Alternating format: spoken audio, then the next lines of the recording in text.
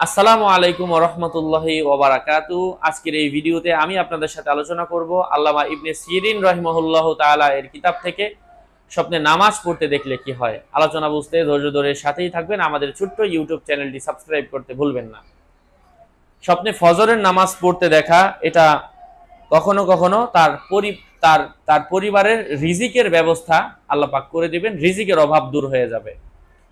জোহরের নামাজ পড়তে দেখা তার চেহারার উজ্জ্বলতা বাড়বে এবং তার চিন্তা পেরেশানি দূর হবে। আসরের নামাজ পড়তে দেখা অবশ্যই তার ঋণ যতটুকুই থাকুক তার থেকে আরো বেশি বেশি পরিশোধ হবে এবং তার কিছু টাকা পয়সা জমবে। আর যদি কেউ দুই নামাজের জোহর আসরের একটি ছুটে যেতে দেখে যে নামাজ পড়তে পারে না, তাহলে এটা কখনো কখনো সে অর্ধেক ঋণ বা মোহর আদায় করবে। স্বপ্নে মাগরিবের নামাজ পড়তে দেখা পরিবার পরিজনের যে দায়িত্ব তার উপর রয়েছে তা পুরোপুরিভাবে আদায় করতে পারবে। এশার নামাজ পড়তে দেখা এর ব্যাপারে কয়েকটা মতামত রয়েছে। সে নিজে হাসি খুশি থাকবে, তার অন্তরে সুখ শান্তি থাকবে।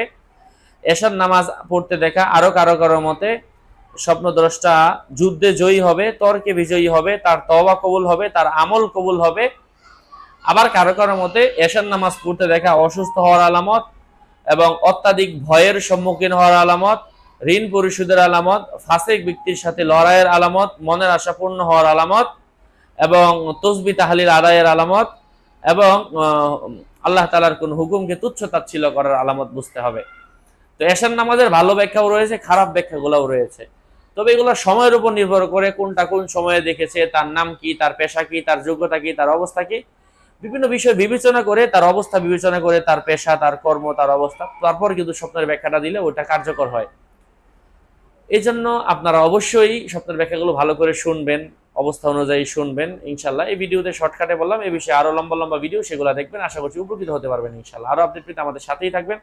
আমার পেজ এবং আমার আইডি লিঙ্ক ভেরিফাইড চ্যানেলের ডিসক্রিপশন বক্সে দেওয়া, এর বাইরে অন্য কোনো পেজ নেই, আইডি নেই। আমার নাম আর ছবি থাকলে ওইটা আমি না।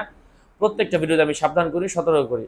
বারবার বলার পরেও সাবধান না হলে এটা আমি নিচ্ছি না। আসসালামু আলাইকুম ওয়া রাহমাতুল্লাহি ওয়া বারাকাতুহু।